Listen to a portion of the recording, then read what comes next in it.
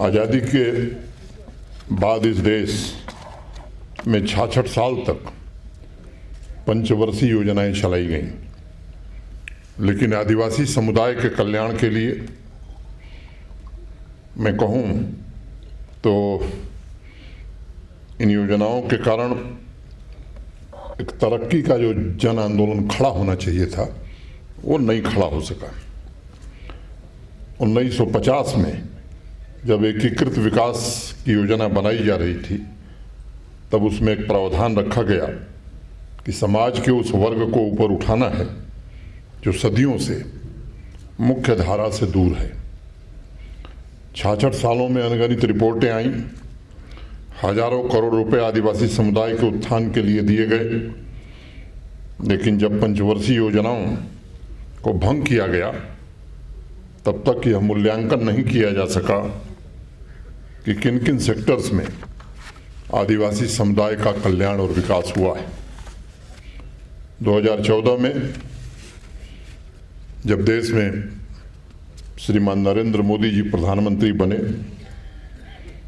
तो मैं कह सकता हूं कि आदिवासी समुदाय के बीच एक नई आकांक्षा पैदा हुई, एक नए युग की शुरुआत हुई। अनेक कार्यक्रम चलाए गए, मैं उसका विवरण दूंगा, समय लगेगा, लेकिन देश में जो शुरुआत 2014 के बाद हो गई, जम्मू को अभी इंतजार करना पड़ा, 5 वर्षों तक इंतजार करना पड़ा और 5 अगस्त 2019 को आदरणीय प्रधानमंत्री जी ने जम्मू कश्मीर के 15 लाख से ज़्यादा आदिवासियों के विकास के सपने और आकांक्षाओं को नई ऊंचाई पर पहुंचाने का एक बड़ा फैसला किया। आज मुझे जिन प्रोजेक्ट्स के लोकार्पण शिलान्यास का अवसर मिला है वो आदिवासी गौरव को पुनः जम्मू कश्मीर में पुनर्स्थापित करने और पिछले 3 सालों से अनवरत चल रहे प्रयासों की कड़ी है। और मैं जिम्मेदारी से कहना चाहता हूं कि आदिवासी पूर्वजों का भी सम्मान है। शिक्षा, आदिवासी गांवों का समग्र विकास और उनकी आजीविका सुनिश्चित करना ये जम्मू कश्मीर प्रशासन की सर्वोच्च प्राथमिकता है और यही भारत के प्रधानमंत्री की इच्छा है। इस खास अवसर पर मैं भी चंद लाइनें कहना चाहूँगा। सबाब हुस्न में बहस आ पड़ी है, नए पहलू निकलते जा रहे हैं, जो तूफानों में पलते जा रहे हैं वही दुनिया बदलते जा रहे हैं, वही दुनिया बदलते जा रहे हैं। मेरे लिए व्यक्तिगत रूप से ये गर्व और सौभाग्य की बात है कि भगवान भरोसे 20वीं शताब्दी में छोड़ दिए गए एक बड़े वर्ग को 21वीं शताब्दी की मुख्य धारा में लाने के लिए पिछले 2-2.5 वर्षों से हम सब अनवरत अनेक काम कर रहे हैं। आज लोकार्पित किए गए ज़्यादातर परियोजनाएं आदिवासी समुदाय की युवा शक्ति को समर्पित की गई। मैं इन युवा बच्चियों को हृदय से शुभकामनाएं देता हूं और ईश्वर से उनके उज्जवल भविष्य की प्रार्थना करता हूं। अभी कुछ दिन पहले मैं अखबार पढ़ रहा था, किसी शख्सियत का बयान था कि आदिवासी समुदाय को उनके अधिकारों से वंचित किया जा रहा है। मुझे लगा कि यह बयान शायद 15 साल पहले का है। वो सज्जन शायद लेट कर गए, जबकि जम्मू कश्मीर में आदिवासी भाइयों के जिन अधिकारों को 2007 में लागू हो जाना चाहिए था उसे अभी 1.5 साल पहले हम लोगों ने 2 साल पहले लागू किया है। देश के अन्य हिस्सों में उसी समुदाय के लोगों को 15 साल पहले ये अधिकार मिल गया था। विकास की दौड़ में वो काफ़ी आगे निकल चुके थे। ये सोचने की बात है कि ऐसा क्यों हुआ, लेकिन आप लोगों को 15 साल जल, जंगल, जमीन पर आपके अधिकार से वंचित रखा गया। 2022 में दबे आवाज में कुछ लोग कह रहे हैं कि जम्मू कश्मीर के कोने कोने में आदिवासी समुदाय क्यों पिछड़ गया है। मैं कहना चाहता हूं कि वो समय बदल गया है। अब तो आदिवासी समुदाय उत्सव मना रहा है। इसी तरह अनेक इस तरह की बेबुनियाद बातें कही जाती हैं। मुझे लगता है कि पिछले 2-3 वर्षों में ईमानदारी पूर्वक एक प्रयास किया गया है कि जो आपका वाजिब हक था, आपकी तरक्की के लिए जो सुविधाएं मिलनी चाहिए थी, उन सुविधाओं को अधिक से अधिक आपको पहुंचाया जा सके। आप कल्पना कीजिए, 1976 में पहला हॉस्टल यहाँ बना था और उसके बाद ऐसा कार्यक्रम और ऐसी नीतियाँ बनाई गई कि 2 वर्ष में मात्र एक हॉस्टल बनता था। बिजली, पानी, सड़क, स्वास्थ्य, शिक्षा, सभी प्रकार की सुविधाओं से भेदभाव किया गया। और मुझे गर्व है कि मात्र पिछले 1-1.5 वर्षों में शाहिद इकबाल चौधरी, उनकी टीम ने, जम्मू कश्मीर प्रशासन ने 26 करोड़ रुपए की लागत से 8 हॉस्टल बनाकर तैयार कर दिए हैं। और आज आपके सामने 100 करोड़ रुपए की लागत से 25 नए हॉस्टल बनाने का काम भी शुरू किया जा रहा है, जो मैं समझता हूं कि 1-1.5 वर्ष में ये भी पूरा हो जाएगा। तो अगर आप हिसाब लगाएंगे तो 70 वर्ष में जितने हॉस्टल बने, उससे ज़्यादा हॉस्टल 3 वर्ष में बना करके वर्तमान जम्मू कश्मीर प्रशासन उन बच्चों को जो अपने अधिकारों से वंचित थे, जिनका ये हक था, उसको हम पूरा करने की कोशिश कर रहे हैं और उन्हें समाज और राष्ट्र की मुख्य धारा में जोड़ने का प्रयास कर रहे हैं। मैं मानता हूं कि आदिवासी समुदाय हमारे समाज के सभी वर्गों के विकास की धुरी है। उसकी तरक्की इस बात पर निर्भर करती है कि आज़ादी के अमृत कालखंड में आदिवासी परिवारों के भीतर कितनी समृद्धि आती है। सबका साथ सबका विकास के आह्वान के साथ आदरणीय प्रधानमंत्री जी ये सुनिश्चित कर रहे हैं कि सभी समुदायों का, और विशेष रूप से वे समुदाय जो पिछड़े रह गए, जो छूट गए, इनका इंटीग्रेटेड तरीके से कैसे विकास हो, देश के हर एक क्षेत्र के लोग एक दूसरे के करीब कैसे आ सकें। आज आदिवासी समुदाय के 160-200 विद्यार्थी भारत को जानो कार्यक्रम के लिए आज हमारे बीच से ही रवाना होंगे।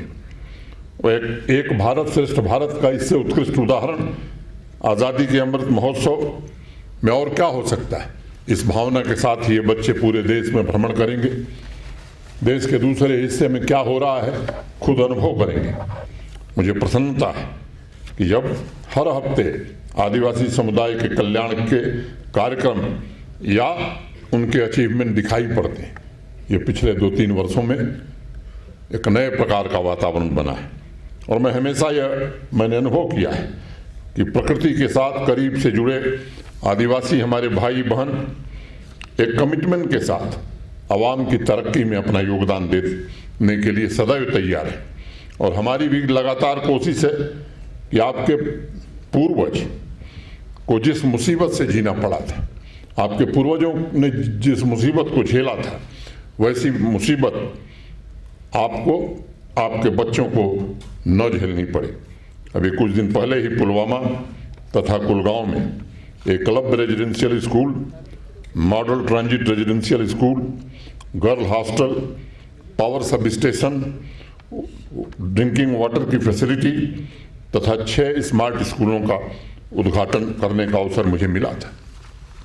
18 अन्य जन कल्याणकारी योजनाओं का शिलान्यास भी उस दिन किया था मैंने। आज हर महीने आदिवासी समुदाय के लिए किसी न किसी प्रोजेक्ट का उद्घाटन या शिलान्यास जरूर हो रहा है। ये बदल हुई है जिसका जिक्र अभी मेहता जी कर रहे थे। 1.5 साल पहले आदिवासी समुदाय के बहुत से डेलीगेशन 2 साल पहले मुझसे मिलते थे, प्रशासन के उच्च अधिकारियों से मिलते थे और अनेक लोग कहते थे साहब जीवन की मूल जरूरतों को पूरा करने में कई पीढ़ियां हमारी खप गईं। आज भी मेजॉरिटी में ऐसे गांव हैं, परिवार हैं जिन्होंने सामाजिक आर्थिक विकास न देखा था, न मुख्य धारा से जुड़े थे। कई आदिवासी भाई ऐसे हैं जहां पीने का पानी भी नहीं था। जम्मू कश्मीर के इतिहास में पहली बार आदिवासी समुदाय के 92 गांवों के लिए बिजली के सब स्टेशन बनाने का काम मात्र 6 महीने में पूरा किया गया है। आज़ादी के बाद से अभी तक मीलों चलकर ये भाई जाकर के पानी लाते थे। एक पुरानी कहावत है मित्रों कि अगर वक्त की नब्ज पकड़नी हो तो नई पीढ़ी की स्थिति पर ध्यान दिया जाए।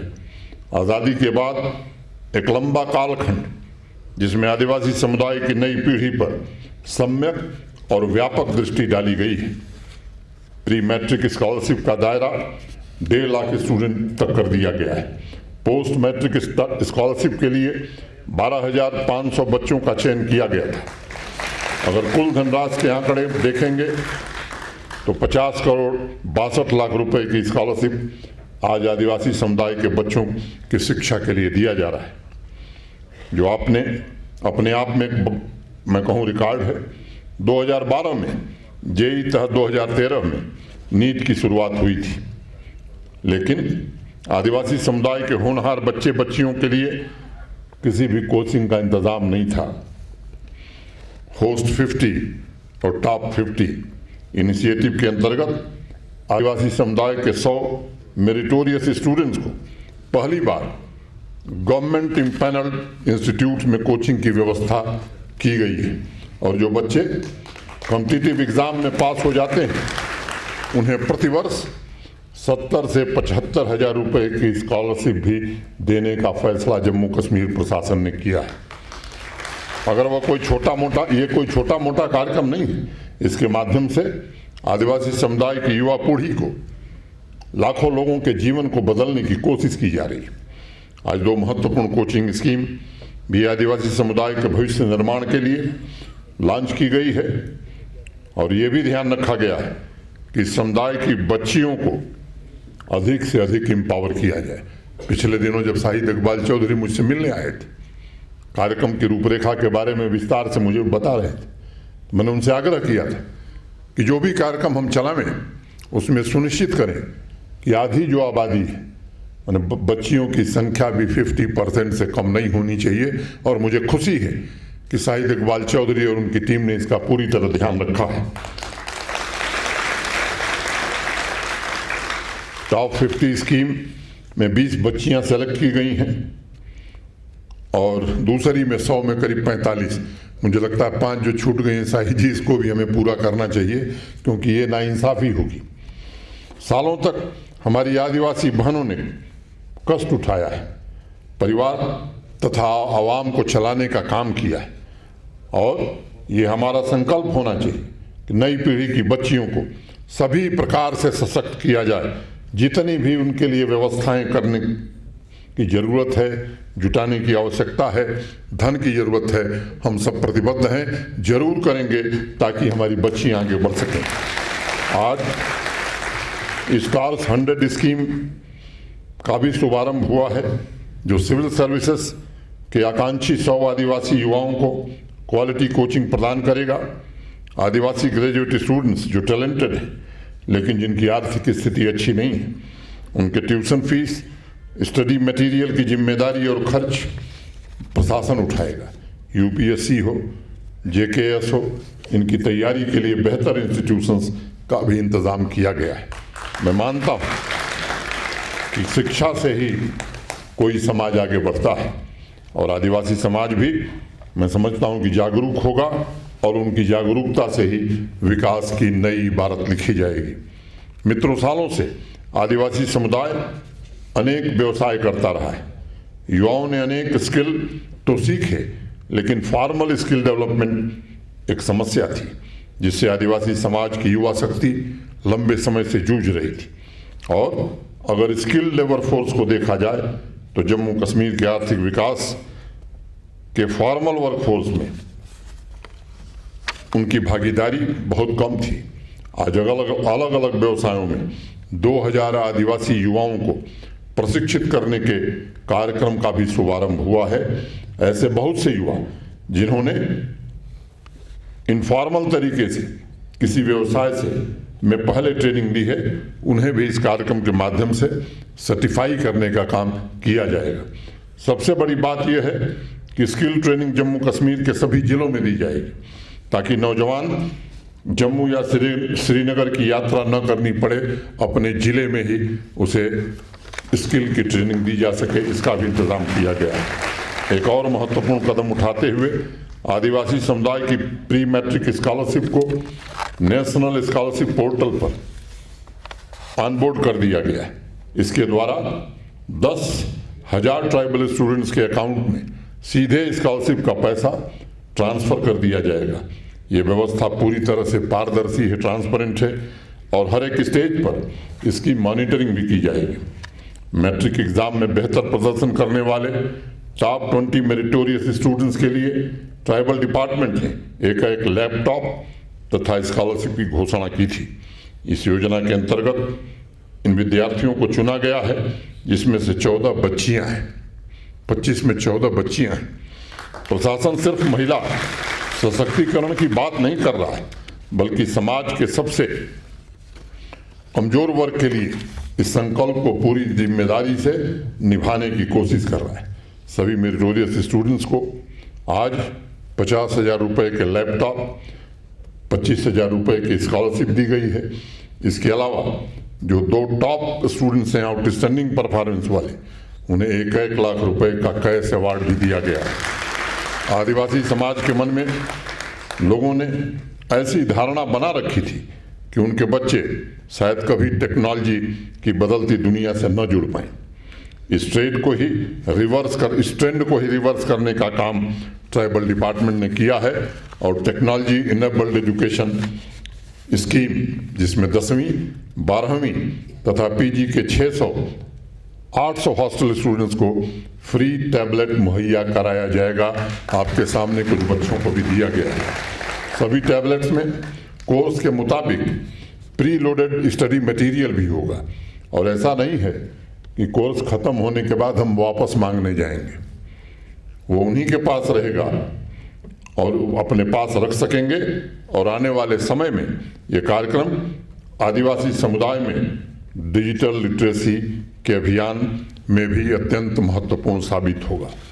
पिछले वर्ष आदिवासी इलाकों के 200 स्कूलों को स्मार्ट स्कूल में तब्दील करने के लिए 40 करोड़ की लागत से कार्यक्रम शुरू किया गया था। मुझे प्रसन्नता है ये बताते हुए कि 100 स्कूल पूरी तरह से स्मार्ट स्कूल बना दिए गए हैं। जो से 100 बचे हैं वो भी जल्दी परिवर्तित कर दिए जाएंगे, ताकि आदिवासी युवा के सपनों को पंख लग सके। उनको इंडोर और आउटडोर दोनों तरह के गेम्स के लिए स्पोर्ट्स किट भी हम उपलब्ध करा रहे हैं। स्मार्ट कार्ड के रूप में आदिवासी समुदाय के लिए मैं समझता हूं कि एक बहुत बड़ी सुविधा आज मुहैया कराई गई है। पिछले वर्ष माइग्रेटरी पॉपुलेशन का सर्वे कराया गया था, अनेक स्तरों पर डेटा तैयार किया गया था और परिवार के मुखिया की फोटो, घर की फोटो तथा अन्य डिटेल जांची गई थी। इसके अलावा हर घर जाकर GIS बेस्ड सर्वे भी किया गया और उसके लिए एक स्पेशल ऐप और पोर्टल तैयार करके सेंट्रल डेटाबेस तैयार किया गया और चिप बेस्ड स्मार्ट कार्ड तैयार किए गए हैं। प्रशासन पूरी संवेदनशीलता से माइग्रेशन के दौरान आदिवासी परिवारों का ध्यान रखे, इसका इंतजाम किया गया है। पहले शिकायतें आती थी, अब मुझे लगता है कि आज जो काम हुआ है निश्चित रूप से अब आपको असुविधा नहीं होगी, इसकी चिंता की गई है। अभी मेहता जी बता रहे थे, इस वर्ष माइग्रेशन के दौरान पहली बार हुआ कि एक बड़ी आबादी के आवागमन के लिए ट्राइबल अफेयर डिपार्टमेंट ने 40 ट्रकों का इंतजाम किया। पहले माल मवेशी लेकर जाने में जहां आदिवासी परिवारों को 20 से 30 दिन लगते थे, वहीं इस वर्ष उन्हें 1-2 दिन में पहुंचा दिया गया। उनके स्वास्थ्य की रक्षा के लिए पिछले वर्ष 41 एम्बुलेंस सर्विस भी शुरू की गई, जिसकी मदद से रिमोट तथा दुर्गम एरिया में रह रहे आदिवासी भाइयों बहनों को हम आज स्वास्थ्य सुविधाओं को पहुंचाने में सफल हुए हैं। आदिवासी समुदाय की कला, संस्कृति, परंपरा और भाषा को संरक्षित करने के लिए भी हमारा प्रशासन पूरी तरह से संकल्पबद्ध है, प्रतिबद्ध है। और मैं मानता हूं कि तभी विकास सर्वांगी होगा, सर्वस्पर्शी होगा। विकास समाज के सभी वर्ग को, सभी व्यक्ति को छूने वाला हो, इस दिशा में प्रयास किया जा रहा है। आज जब समाज के अंतिम छोर पर रहने वाले आदिवासी भाई बहनों के लिए कार्यक्रम शुरू किए जाते हैं तो बहुत प्रसन्नता होती है हमें, लेकिन कुछ लोगों को बहुत जलन भी हो रही है। आप इस बात से परिचित, आपके हक, आपके अधिकारों के संरक्षण के लिए ये प्रशासन पूरी तरह से प्रतिबद्ध है, संकल्पबद्ध। और भारत के सम्माननीय प्रधानमंत्री जी अनेक अवसरों पर जब भी किसी बैठक में जाने का अवसर मिला है तो जो पहला प्रश्न उनका होता है वो यही होता है कि क्या हुआ फॉरेस्ट राइट एक्ट का, कैसा चल रहा है ट्राइबल अफेयर डिपार्टमेंट। तो मैं आपसे निवेदन करना चाहता हूँ, ये कोशिश पिछले और 2-3 वर्षों में हम सब ने की है, और विशेष रूप से शाहिद इकबाल चौधरी ने जब से जिम्मा संभाला है, इनकी पूरी टीम को मैं हृदय से बधाई देना चाहता हूं कि जिस शिद्दत से, जिस संवेदनशीलता के साथ इन्होंने काम किया है, मुझे पूरा भरोसा है कि जो काम 70 साल में नहीं हो सका उससे ज़्यादा काम 3-4 वर्षों में करके हम लोग आप सबको समर्थ बनाने में पूरी तरह से सक्षम होंगे। एक जिक्र किया भी मेहता जी ने। मित्रों, आप सब जानते हैं पब्लिक सर्विस गारंटी एक्ट यहाँ लागू है और अनेक सुविधाएं, अनेक सर्विसेज जम्मू कश्मीर की आवाम को इसके माध्यम से दी जाती हैं। पहले ये फिजिकल मोड में था, आज हम लोगों ने फैसला किया है कि अब ये फिजिकल मोड में नहीं होगा बल्कि पूरी तरह से ऑनलाइन कर दिया जाएगा। इसका मतलब कि अब अगर कहीं सर्विसेज में दिक्कत है, जिस अधिकारी के पास रुकेगी तो उस पर पेनाल्टी भी हो सकती है, कार्रवाई भी हो सकती है। तो आज 5 अगस्त 2022 को ये जो फैसला हुआ, मैं कहना चाहता हूं मित्रों कि आज से भ्रष्टाचार समाप्त होने की शुरुआत हो गई है और 5 अगस्त 2022 को हम लोग भ्रष्टाचार मुक्त जम्मू कश्मीर दिवस मनाने का संकल्प लेते हैं और हर कोशिश हम करेंगे कि भ्रष्टाचार की जड़ें जो बहुत गहरी थी अब काफ़ी हद तक ठीक कर लिया गया है, लेकिन पूरी तरह से यहाँ की आवाम को हर प्रकार की सुविधा बिना किसी भ्रष्टाचार के मिले, वो संकल्प हम जरूर पूरा करेंगे। इतनी ही बात कहता हुआ दूर दूर से आए हुए अपने सभी भाइयों का, बच्चों का मैं हृदय से साधुवाद करता हूँ, धन्यवाद करता हूँ और 2 पंक्तियाँ कह के अपनी बात खत्म करूँगा। जिंदगी ये तो नहीं तुझको संवारा ही न हो, जिंदगी ये तो नहीं तुझको संवारा ही न हो, कुछ न कुछ हमने तेरा कर्ज उतारा ही न हो, कुछ न कुछ हमने तेरा कर्ज उतारा ही न हो। कभी पलकों पे चमकती है जो अश्कों की लकीर, कभी पलकों पे चमकती है जो अश्कों की लकीर, सोचता हूँ तेरे आंचल का किनारा ही न हो, सोचता हूँ तेरे आंचल का किनारा ही न हो। जय हिंद, जय भारत।